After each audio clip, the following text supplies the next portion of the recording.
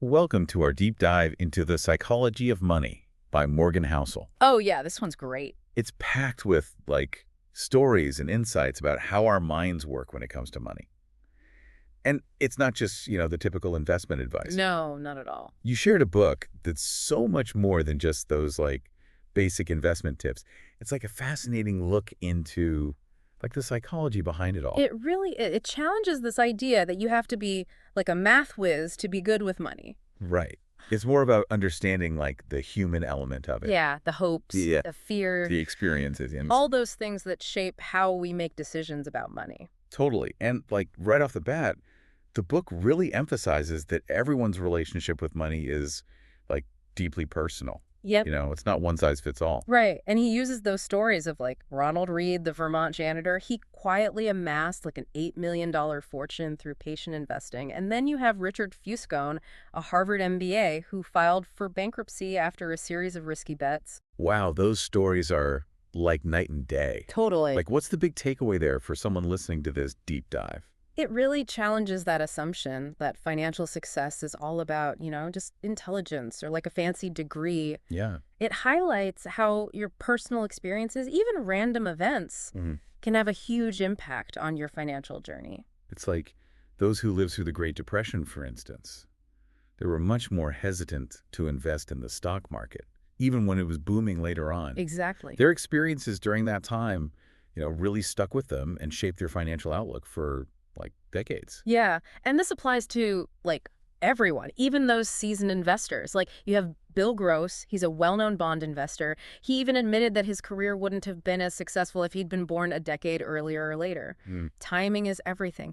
He happened to come of age during a time when market conditions were really favorable for his strategies. So luck plays a bigger role than we might think. Oh, absolutely. The book really dives into that head on. It explores how luck and risk often have an influence on financial outcomes. Maybe more than we like to admit. You'll hear about, Bill Gates, for example. Right. And how he got early access to computers. Uh-huh. And that timing was just, instrumental to his success. Yeah, it makes you wonder, Never gonna what if lie. he hadn't had that lucky break? Right. Would Microsoft even exist as we know it? Yeah. Would he be a billionaire? It's a thought-provoking question. Totally. These questions challenge the narrative that it's all about hard work and talent. Yeah. It's we often hear those rags to riches stories and think, wow, if they can do it, Anyone can. so can I. But this book encourages us to look beyond the headlines and consider the role of chance. The role of chance. Absolutely. The book also explores how, sometimes these stories of success can be misleading, especially when they downplay the role of luck and risk. Yeah. You'll read about, Cornelius Vanderbilt, who amassed this huge fortune, but it was by, bending the rules. And then Rajat Gupta, brilliant consultant, but threw it all away for insider trading. Yeah. So, how can we as, everyday investors or just people trying to make smart decisions with money, how do we separate genuine skill from just lucky breaks? That's the million-dollar question, right? The book encourages you to kind of be more aware of this hidden hand of luck, not just in your life, but in the lives of others, too. It's not about dismissing hard work or talent, but just acknowledging that chance plays a role. And recognizing that, I think, can lead to better decisions. It's a good reminder not to beat ourselves up if things don't always go perfectly according to plan. Sometimes it's just, the luck of the draw. Absolutely. Sometimes it's just the roll of the dice. The book then takes this, interesting turn toward this concept of enough. Oh, You yeah. know, how much is enough when it comes to money? Yeah, that's a big question. Yeah. And he shares this great anecdote about John Bogle, the founder of Vanguard. He was at a party hosted by a billionaire, Okay. and someone told Heller, who wrote Catch-22, Oh, right. that the billionaire had made more in a day than Heller had earned from Catch-22. Wow. And Heller's response, he said, yes, but I have something he will never have. Enough. Wow. That is so powerful. It is. It reminds us that true wealth isn't about just piling up money. It's about that feeling of contentment with what you have. Right. And that can be so hard, especially today with social media and all these images of other people's seemingly perfect lives and financial success. It's so easy to compare yourself to others and feel like you're always coming up short. Oh, absolutely. The book argues that this constant comparison game is a recipe for unhappiness, no matter your income level. I think that's so true. You can always find someone who has more, Right. who's doing better. It's a never-ending cycle. So instead of always chasing more and more, what does the book suggest? It's just focusing on using your money to gain control over your time and your options. Like instead of thinking, I need to earn more to buy that fancy car, it's about asking, how can I use my money to have more freedom and flexibility in my life? So having the ability to what you want, when you want, with whom you want, that's the real goal. That's the ultimate dividend, yeah. That's true wealth. Now, we can't talk about financial decisions without addressing uncertainty. Life is unpredictable, and sometimes it can really throw our best-laid plans off track. Oh, for sure. Life throws curveballs, you know? The book uses a really interesting example to illustrate this point. German tanks during World War II. Oh, yeah, the mice. What about them? They were rendered useless by something you'd never expect. Okay, I'm intrigued. Field mice. Huh. They chewed through the tank's electrical systems and caused all these malfunctions. It was a completely unforeseen risk, but it had a huge impact. Oh, wow. I see your point. Even with the most meticulous planning, unexpected things happen. Exactly. And that applies to your personal finances, too. Yeah. Like relying solely on one source of income or putting all your eggs in one basket, investment-wise, that can be disastrous if that one thing goes wrong. So how do we prepare for the unknown? What's the solution? The book really stresses the importance of avoiding single points of failure. Like those situations where so much depends on just one thing working perfectly. If that one thing fails, the whole system can collapse. So that applies to our financial lives as well. Absolutely. Diversifying your income streams, Okay. your investments, Mhm. even your skills. It's all about building resilience into your financial life so that you can handle the unexpected. Building in some shock absorbers, so to speak. Yeah, exactly. Building in those shock absorbers. Like that. Now, the book also dives into something I find fascinating, the role of stories in shaping how we see the world, especially when it comes to money. Stories are powerful. Like it uses the example of the Wright brothers and the airplane. They invented this amazing thing, but people initially ignored them. People didn't believe it. It didn't fit into their existing narrative of what was possible. It just didn't compute. It's crazy how our preconceived notions can really blind us to new possibilities. Yeah. And the book highlights how we're often more receptive to pessimistic narratives. Really? Especially when it comes to finances. Especially when it comes to finances. Why do you think that is? I don't know. Why? Well, the book argues that it's partly because of how the media works. Okay. They tend to focus on negative events, and that, combined with our own anxieties about money, it makes us more likely to believe those doom and gloom stories. It's like that old saying, if it bleeds, it leads. Exactly. Bad news just seems to grab our attention more than good news. It does. And when it comes to money, the stakes feel so high. Right, it's our livelihood. Exactly. So we might overestimate the likelihood of a market crash or make decisions based on fear rather than logic. That makes sense. So how do we combat this negativity bias? The book encourages us to be aware of it and to really challenge those pessimistic narratives. Do they actually reflect reality, or are they just feeding into our fears? So it's not about being overly optimistic. Yeah. It's about having a more balanced view, Exactly. not letting fear completely control our choices. It's about focusing on what you can control, your savings, your investments, your spending habits. And try not to get swept away by all the negativity that you see in the financial news. That's such an important reminder. Focus on what we can control. Absolutely. Don't stress about the things we can't. Right. Focus on your own game plan. Exactly. Now, the book also talks about this idea of room for error when it comes to making financial decisions. What does that mean? It's about acknowledging that we can't predict everything. It's like he uses the example of card counting in blackjack. Oh, interesting. So card counting can give a player a statistical edge, Okay. but it doesn't guarantee they'll win every hand. They still need to have enough money to withstand those losing streaks that are bound to happen. So even if you're doing everything right, you can still experience setbacks. Absolutely. And in finance, just like in blackjack, having a margin of safety is crucial. It's that buffer between what could happen and what you need to happen to succeed. It's about building in a cushion for those inevitable bumps in the road. Yes, exactly. And the bigger that cushion, the less you need things to go perfectly right to reach your goals. It's about recognizing that life is unpredictable Right. and giving yourself a little wiggle room. This reminds me of this story about Walt Disney and his early struggles. No, yeah, he had a rough start. Even someone as successful as him faced setbacks and failures along the way. Oh, absolutely. He faced bankruptcy. People were skeptical of his ideas. Yeah. He had all sorts of creative challenges. But he kept going. He persisted, he learned from those mistakes, and ultimately achieved incredible success. It's inspiring to see how he didn't let those challenges completely derail him. He had that vision, and he kept going. It's a good reminder that setbacks are normal. They're part of the process. And it's about, learning from them and adapting. Yeah, that's the key. And that brings us back to this idea of avoiding single points of failure, which the book emphasizes as a way to lessen the impact of those unforeseen events. Right. It's all about diversification. Remember that. Yes, spreading your risk. Exactly. He uses the analogy of airplane design. Okay. They have multiple backup systems for critical functions. Right, to make it safer. Right. You don't want to rely on just one engine or one control system. You need redundancy to be prepared for those unexpected situations. It's like those black swan events. Exactly. Those unpredictable things that can have a massive impact. We can't foresee every risk, No. but we can create systems in our finances and in our lives Right. that are more resilient and adaptable. Exactly. It's all about having a plan, but also being flexible enough to adjust when needed. And that, I think, is a great place to leave it for now. Yeah, I think so too. We'll pick up this conversation in the next part of our deep dive. Sounds good. Looking forward to it. Yeah. Yeah, it's like having multiple engines on a plane just in case one fails. Exactly. And that kind of brings us back to the power of stories Oh, yeah. and how they influence our decisions about money. It's amazing how much stories shape our thinking.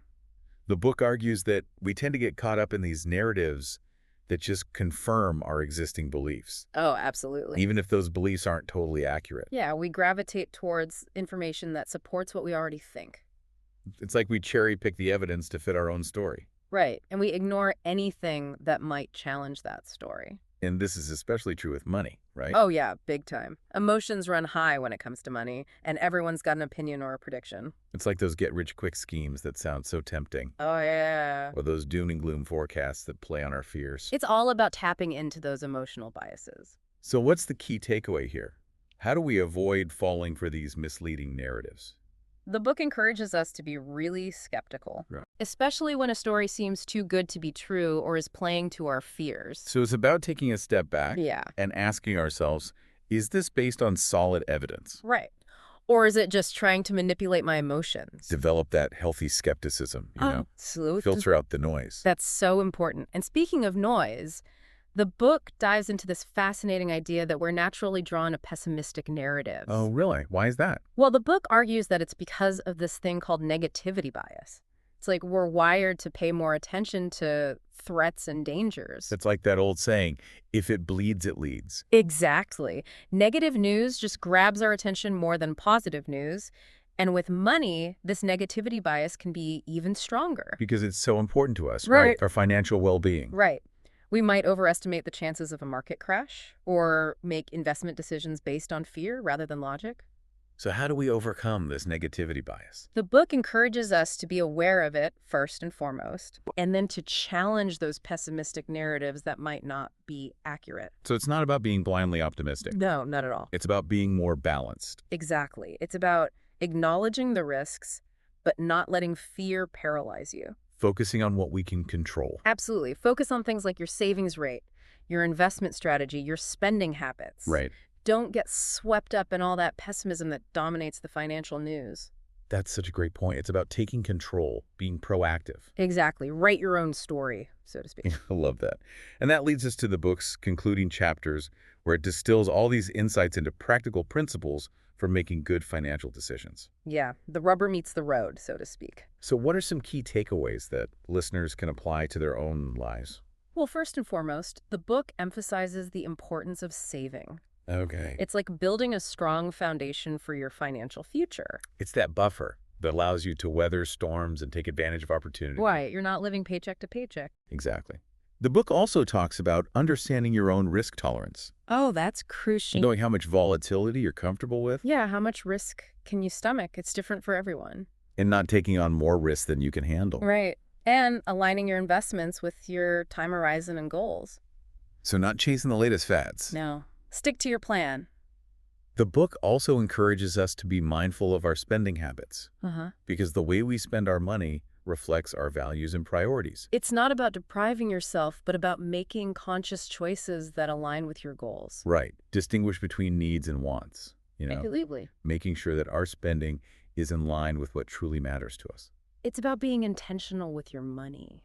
And the book warns against this trap of lifestyle inflation. Oh, yeah, that's a slippery slope. As our income goes up, we tend to spend more without even realizing it. It's so easy to do. You get a raise, and suddenly you need a bigger house or a fancier car. But the book argues that by keeping our lifestyle relatively constant, even as we earn more, we can free up more money to save and invest. It's about breaking that cycle of keeping up with the Joneses. Because true wealth isn't measured by how much we spend, it's about how much we save and invest. And it's about letting that compounding work its magic over time. Right. Speaking of compounding, the book makes it clear that trying to time the market Oh, yeah. or pick individual stocks, it can really backfire. It's a fool's game, trying to predict the market. It encourages us to take that long-term view, stay the course. Yeah, write out the ups and downs. Trust that a well-diversified portfolio will generate returns over time. Exactly. Be patient, be consistent, and don't panic when things get bumpy. It's about that long game, not the short-term fluctuations. Right. And be wary of those financial gurus who claim to have all the answers. Do your own research. Absolutely. Understand the fundamentals. Don't fall for those get-rich-quick schemes. The book also talks about the importance of having a financial plan. Oh, that's essential. Setting clear goals, making a budget. Yeah, track your progress. It's like having a roadmap for your financial future. Exactly. And it doesn't have to be perfect. Right. But you need a starting point. It's about being proactive. Take charge of your finances. And finally, the book reminds us that money is a tool. It's a means to an end. It can help us achieve our goals and live a fulfilling life. It's not about hoarding money for its own sake. Right. It's about using it to create a life that aligns with your values and priorities. Whether that's traveling, pursuing your passions, or simply spending more time with loved ones. Exactly. Money should serve you, not the other way around. True wealth is about having that freedom and flexibility to design a life that brings you joy and meaning. It's about living a life you love, not just a financially secure life. Now, speaking of aligning your life with your values, Housel concludes the book with some reflections on his own financial journey. Oh, yeah, he gets personal. He talks about how he and his wife established a fairly modest lifestyle early on, They kept it simple. and they've maintained that lifestyle even as their income has grown. That's a great example of how you can achieve financial freedom without constantly chasing a higher standard of living. It's about finding contentment with what you have. Yeah. He also talks about how they decided to pay off their mortgage, Oh, interesting. even though it might not have made the most sense from a purely financial perspective. So they prioritize peace of mind, Yeah, they wanted that feeling of security, owning their home outright. even though they could have invested that money elsewhere and maybe earned a higher return. It's a reminder that sometimes emotional well-being is more important than strict financial optimization. Exactly. Sometimes those numbers don't tell the whole story. And in the postscript, the book takes a look at the historical forces that have shaped the American consumer mindset. Oh, yeah, that's an interesting section. It traces the evolution of consumer spending and debt from the post-World War II era to today. It shows how all these factors like cultural shifts, technology, and economic policies have played a role. It's a reminder that our financial beliefs and behaviors are often influenced by things beyond our individual choices. We're all products of our environment to some extent. Right. The book provides this valuable historical context for understanding how we got to where we are today. Yeah, it's like all those forces kind of come together to shape how we think about money. Absolutely. It's a great reminder to really examine those influences and ask ourselves if our choices are truly aligned with, what we value and what we're trying to achieve. Right. It's about taking ownership of your financial decisions. Absolutely. Well, I think this deep dive has just scratched the surface of what the psychology of money has to offer. There's so much in there. So much, yeah. It's a dense book. But hopefully, everyone listening has gotten some good insights into how their own mind works when it comes to money. I hope so, too. It's all about self-awareness, right? Yeah. Understanding why we make the choices we do. Right. And then using that knowledge to make better choices in the future. And the book really drives home this point that money isn't just about numbers. No, it's not just about crunching the numbers. It's about understanding ourselves, our biases, our aspirations. It's about the psychology behind it all. Yeah, and it's about using money as this tool Mm-hmm. to build a life that's meaningful and fulfilling, not just financially secure, but something more than that. Yeah, aligning your money with your values. Exactly. So here's a final thought for everyone to ponder. How would your life change if you focused on building wealth, quietly, steadily, Mm-hmm. rather than chasing after those get-rich-quick schemes? Slow and steady wins the race. What if you prioritized freedom and flexibility over just having more stuff? It's about quality of life, not just quantity of possessions. How would you use your money to build a life with real purpose? I think this book is a great starting point for, really exploring those questions. It definitely gets you thinking. Yeah, and crafting a financial path that's uniquely yours. Your own journey, right? Thanks for joining us for this deep dive, and we'll see you next time. See you then.